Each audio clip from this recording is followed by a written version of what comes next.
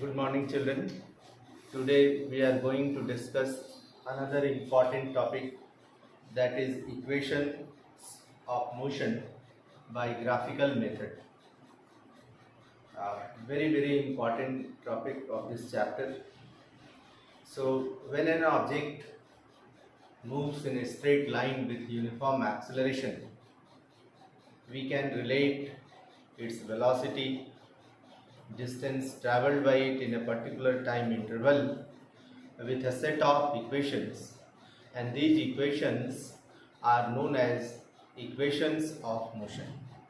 So there are three equations of motion.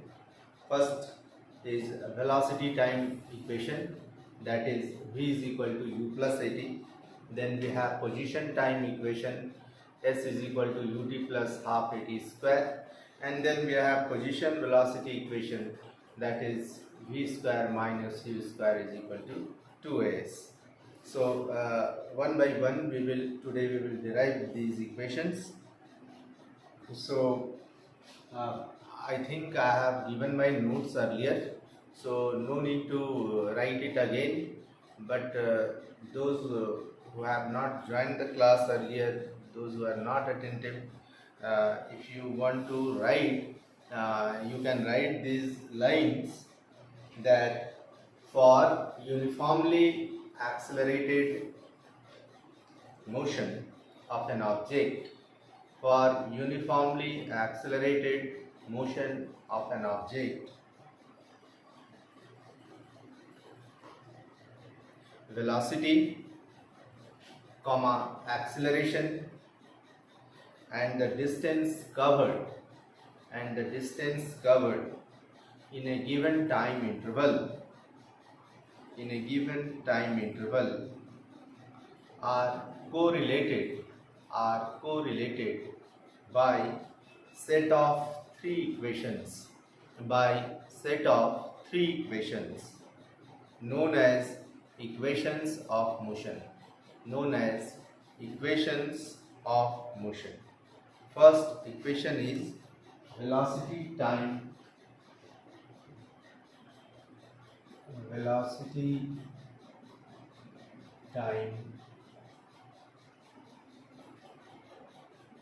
equation, that is v is equal to u plus at. So we are going to derive this first equation, velocity time equation. V is equal to u plus at. You all know the symbols of these letters. V is the final velocity, u is initial velocity, a is acceleration, and t is the time. Now in class 9 there is another method also, an analytical method, but in our syllabus we have to derive these equations through graphical method. So let us draw a velocity time graph. As you know, whenever we have to draw a velocity time graph, we take time always on x-axis. So this is x-axis. So take time on x-axis, and we are taking velocity on y-axis. This is y-axis.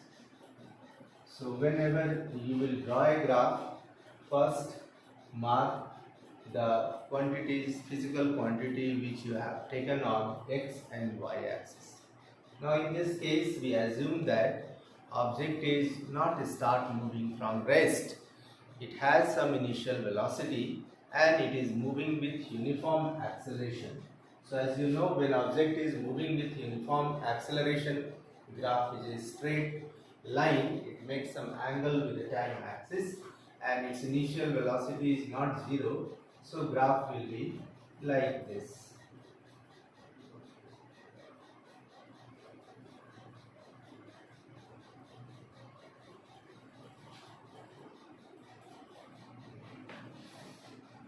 So you can name it also AB, and then draw perpendiculars from point B on x and y axis.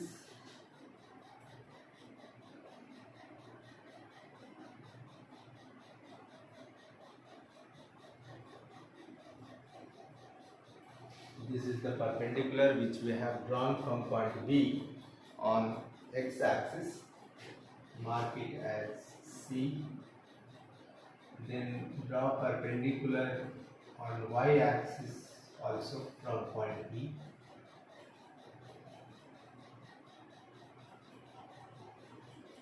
Like this. And this is point E, also join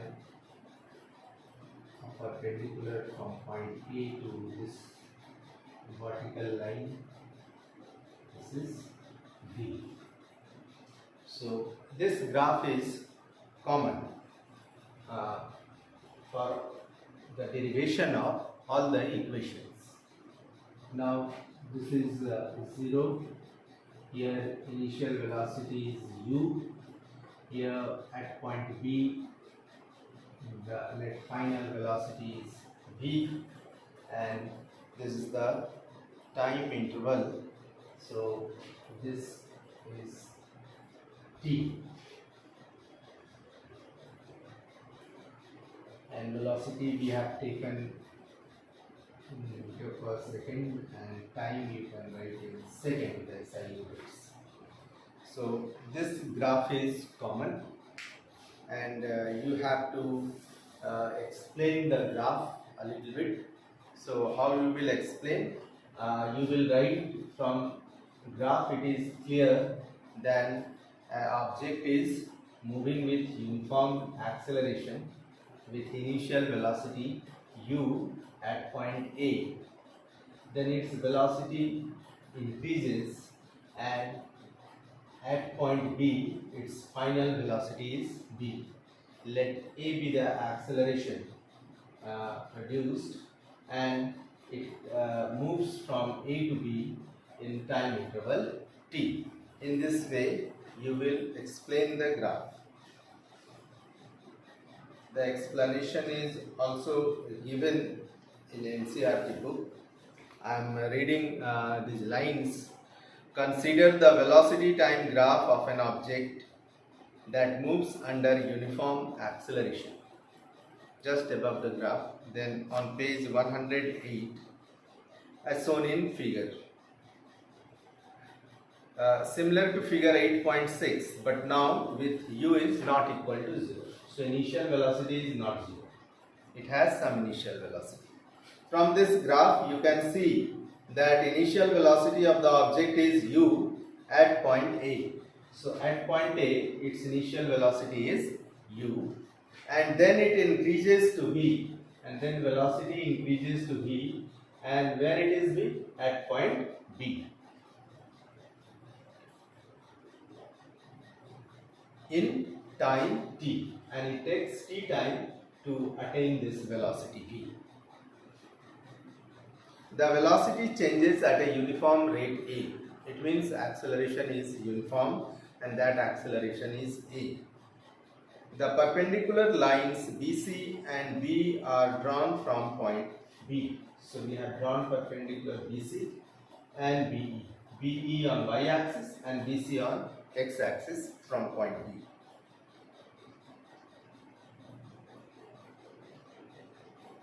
And the velocity axis respectively, so that the initial velocity is represented by OA and final velocity is represented by BC, and the time interval t is represented by OC. So you have to write these things, that from graph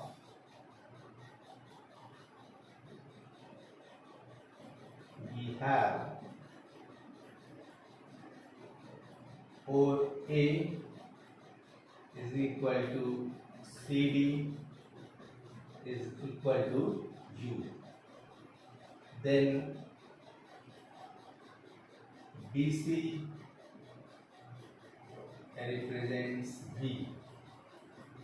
Then OC is equal to AD, this represents time interval T.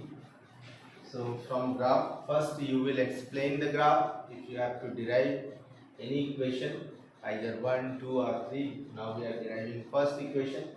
So you have to explain the graph a little bit. I tell you what you have to write, and then draw graph and write these things.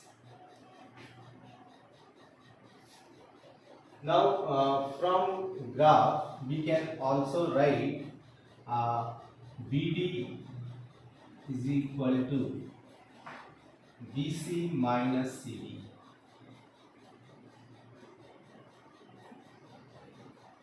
We can write this BD can be written as whole BC minus CD. Now BC is how much?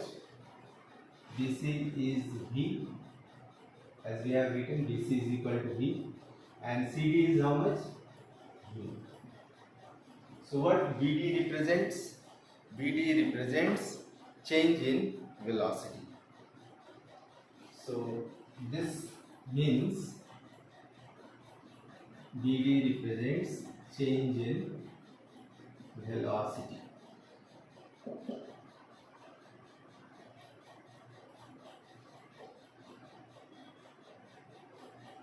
Now we know that acceleration. We know that acceleration is equal to change in velocity by time taken, isn't it? And we can write time taken. So change in velocity is V minus U, or initially if you want to write, you can write BD, and how much time it takes to change its velocity from U to V, that time is T. So T is represented by OC. So we can write this in this way also, or it can be written as A is equal to BD by T, or we can write BD is equal to E. Isn't it? Now from these equations you can mark it as equation 1, and you can mark it as equation 2.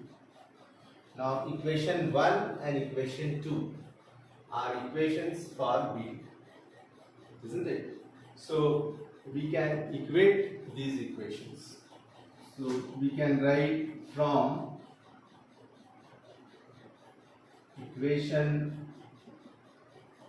1 and 2, we can write V minus U is equal to Vt, because V minus U is equal to B and Vd is equal to At. So we are equating equation 1 and 2, and we can write V minus U is equal to At. Now we are transposing U to right hand side, so we can write or V is equal to U plus E. When you will transpose this term to right side, it will be plus. So we have derived the first equation of motion. This is first equation of motion.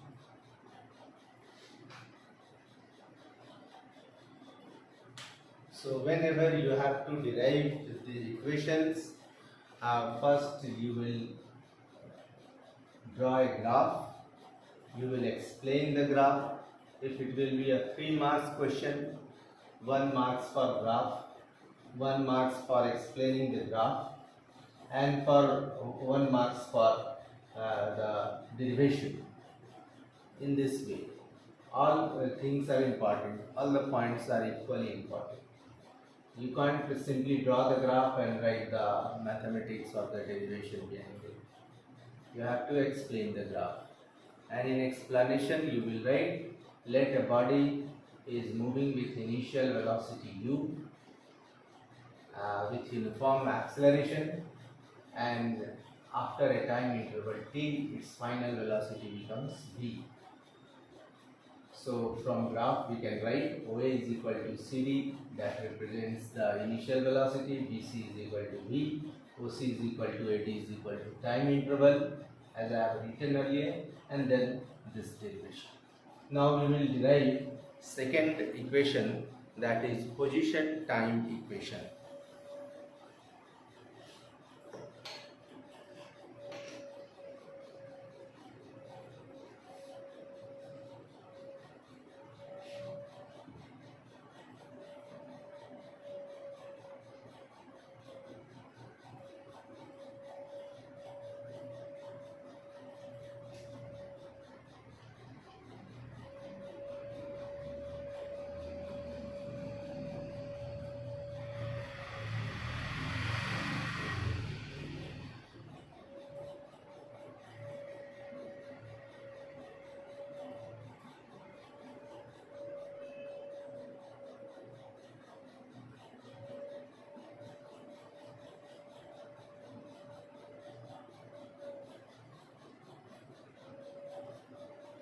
So next equation is position time equation.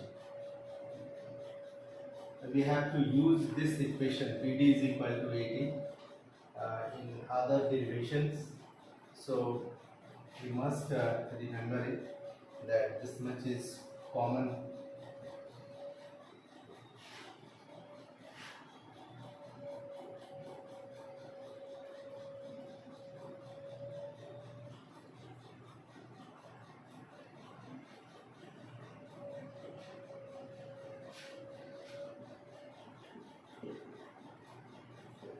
These things we have written from graph, and now we are going to derive second equation, BD is equal to AT.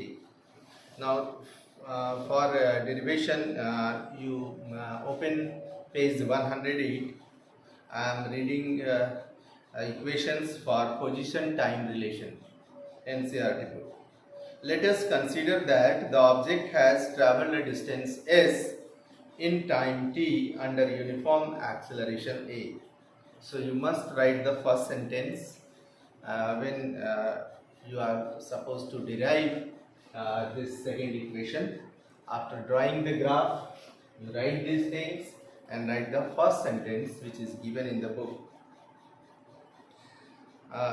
In figure 8.8, the distance traveled by the object is obtained by area enclosed within OABC under the velocity time graph AB. So when we are discussing uses of velocity time graph, we have discussed that we can calculate magnitude of displacement by calculating the area under velocity time graph. So similarly, how much distance object has traveled, that can be calculated if you can calculate the area of figure OABCD, isn't it? If you can calculate the area of figure OABC. So if you will look at this figure, you will find that ABD is a triangle and OADC is a rectangle. So this figure is divided into two geometrical sets, and if you can find out the area of triangle and rectangle, you can calculate the area under velocity time graph AB. So you will write the first sentence from book, that the object has traveled a distance s in time t under uniform acceleration a, and then you will write the distance traveled by the object is obtained by the area enclosed within OABC under the velocity time graph. So therefore the distance traveled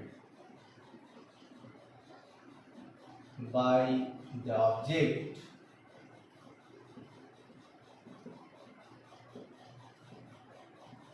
in time interval t will be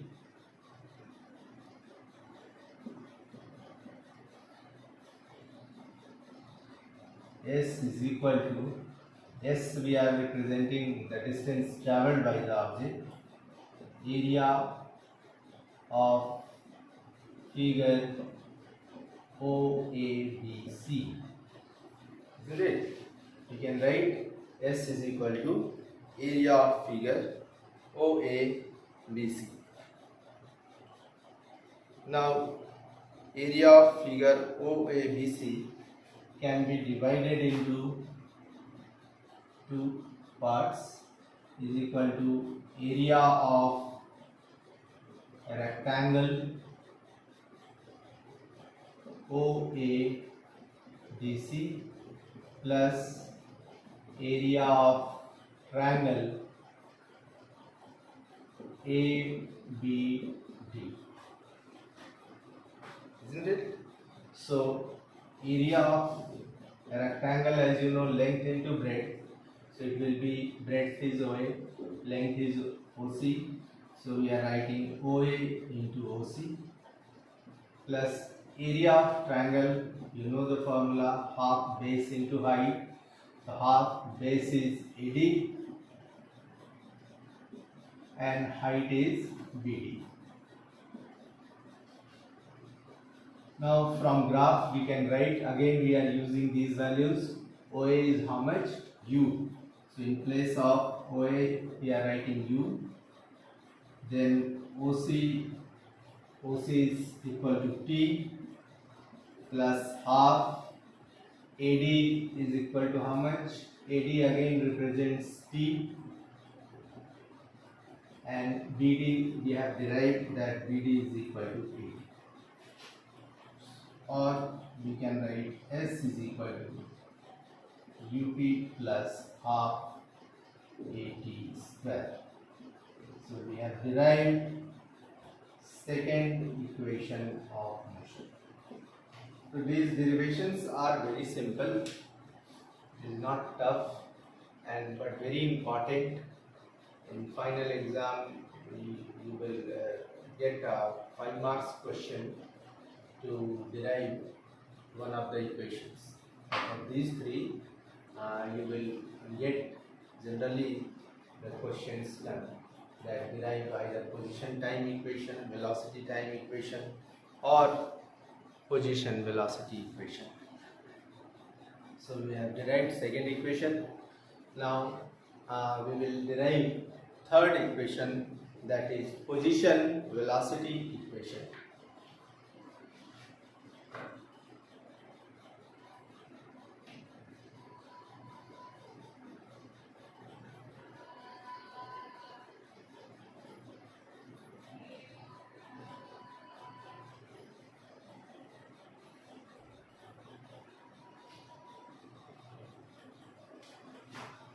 Third equation is position velocity equation. It means 2as is equal to v square minus u square. We are going to derive this equation now. So if you will get question to derive this equation, again same graph, same explanation, and you will write these things from the graph, because we have to use this in each and every derivation. Again reading the derivations given in NCERT book, page 108, right side, equation for position velocity relation. So you will write a sentence when you are going to derive this equation, that from the velocity time graph shown in figure 8.8, the distance 8.8, it means our figure is this. The distance s traveled by the object in time t moving under uniform acceleration a is given by area enclosed within the trapezium OABC under the graph. Now if you will look at the figure OABC, we can also say that this figure is a trapezium where OA and BC are parallel sides and OC or AD is the perpendicular distance between them. So now we will write S is equal to area of trapezium OABC,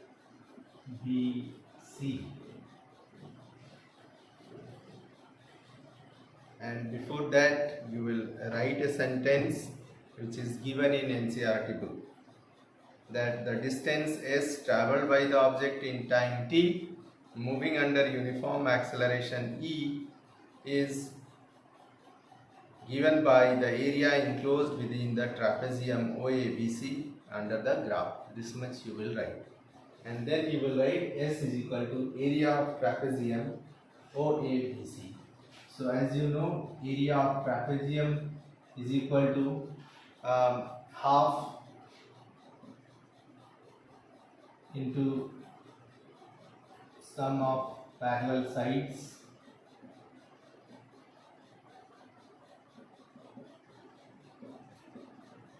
into perpendicular distance between them.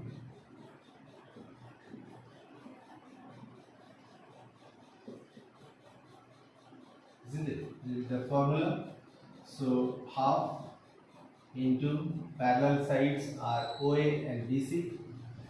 So OA plus BC into perpendicular distance between them. So perpendicular distance, either you can write AD or you can write OC. AD or OC is the perpendicular distance between them.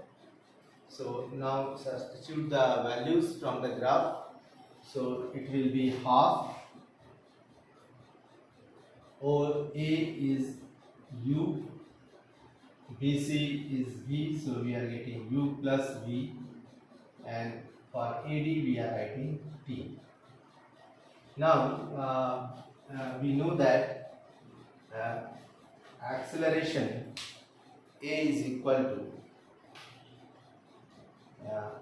you will write, we know that A is equal to V minus U by T. From this formula we can write, therefore T is equal to V minus U by A. So we are going to substitute this value of T here, isn't it? For T we can write V minus U by A. So S is equal to half U plus V can also be written as V plus U, and for T we are writing V minus U by A. So in denominator we have 2 and A. So after cross multiplication it will be 2AS this side, and A plus B and A minus B can be written as A square minus B square. So this term will be V square minus U square.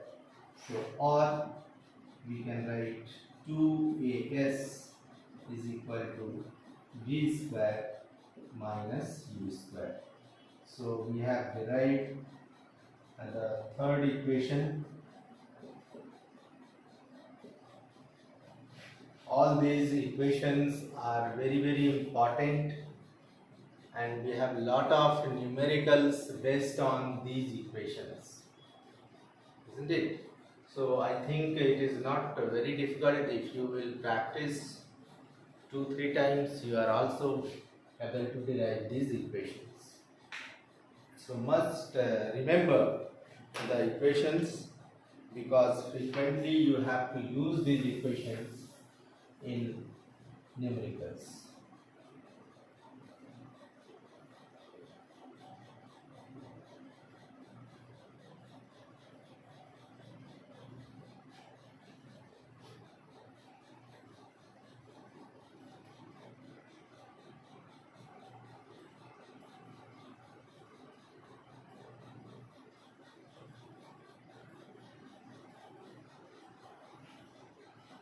Now, writing these equations, the first equation is V is equal to U plus 80. Second one, S is equal to ut plus half 80 square. And third equation, 2s is equal to v square minus u square. So must remember these equations. Now when you have to solve numericals, there are certain things, some important points are there how to solve numericals. The important points for solving numericals are: first one, important points for solving numericals. First, that whenever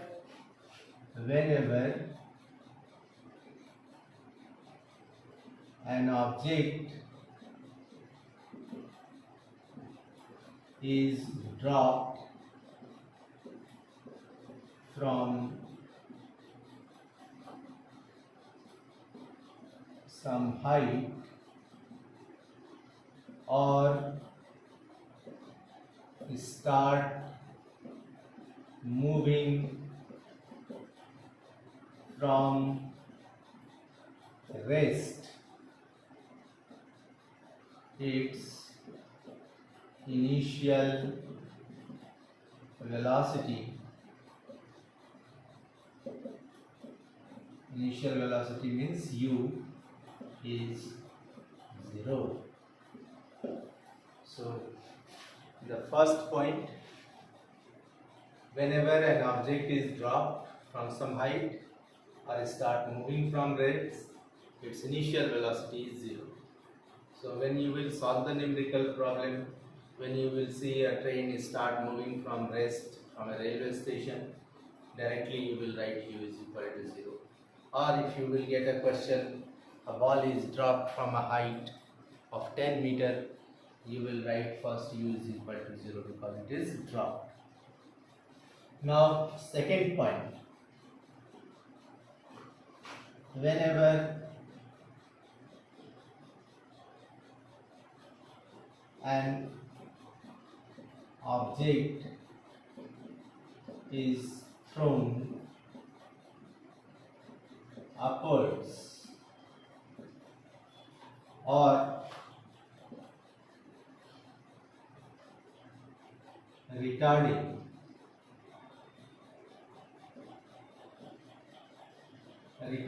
it means you can also get somewhere the questions that brakes are applied.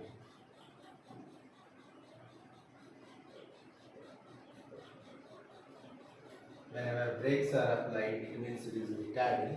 Whenever an object is thrown upwards or retarding, its final velocity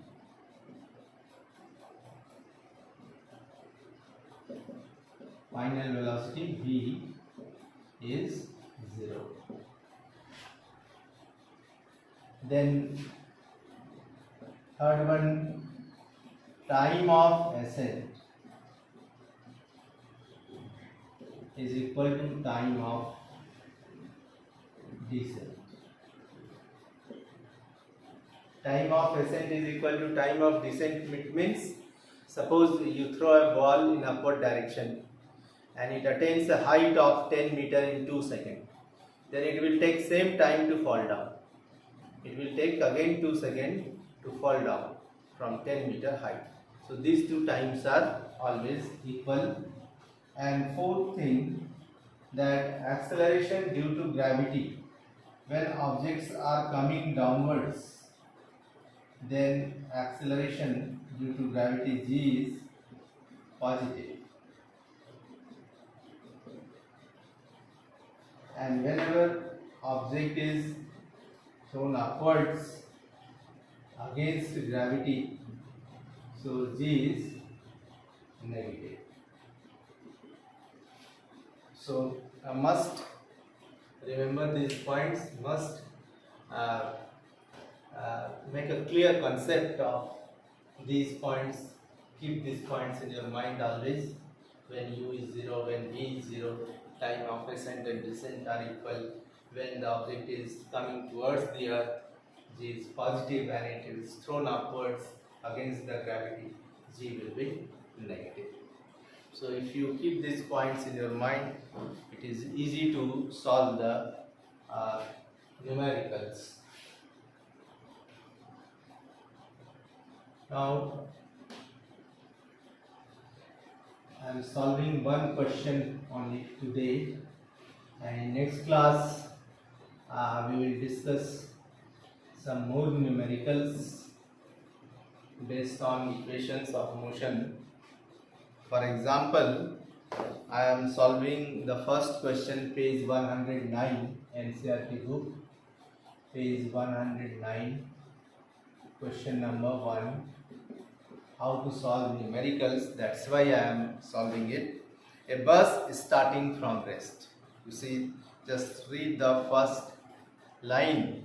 A bus is starting from rest. So now I said that whenever an object is start moving from rest, you will write 0. You will write nothing in words. Use only symbols. Read the question carefully.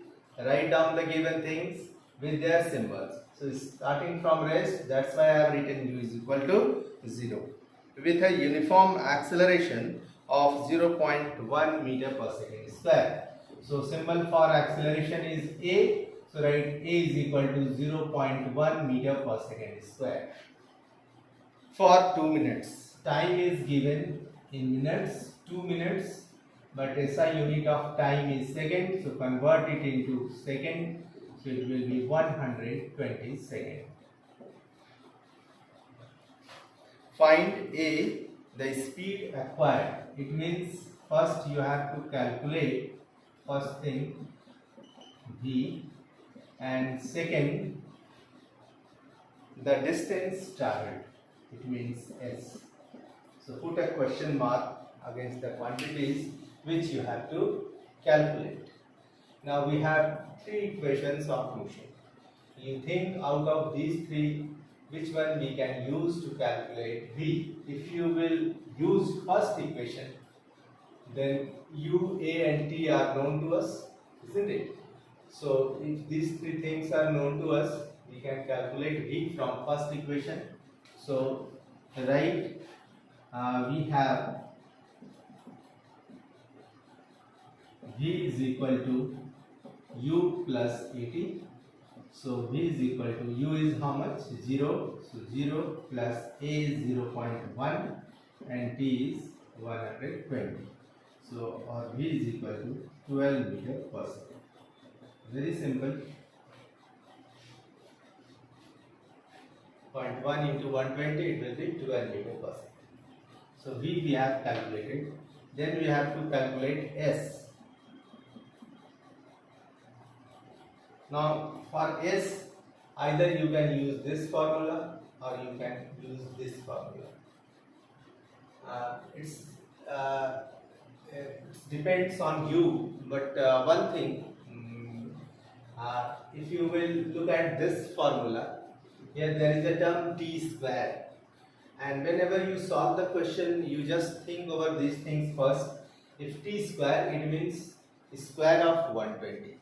so it will take a little bit time to calculate, isn't it? It may be a lengthy calculation for you. So why not we can use third equation of motion. So we are using third equation of motion here. So we have 2as is equal to v square minus u square. So 2 into 0.1 into s, we are substituting the values. S we have to calculate, v we have calculated now, it is 12, so 12 square, and u is 0, so 0 square. So it will be 0.2 or 0.2 s is equal to 144. So s is equal to 144 by 0.2. Remove the decimal, it will be 1440 by 2, and if you will divide, you will get 720 meter. So distance traveled is 720 meter. So I think these questions are very simple, children, and it is your homework. Again on Friday you will submit. Try to solve all these questions 2, 3, 4 and 5, which is given in NCERT book. Examples are also equally important. Try to write these questions in your copy and then solve it. Okay, next class we will discuss some more numerical problems.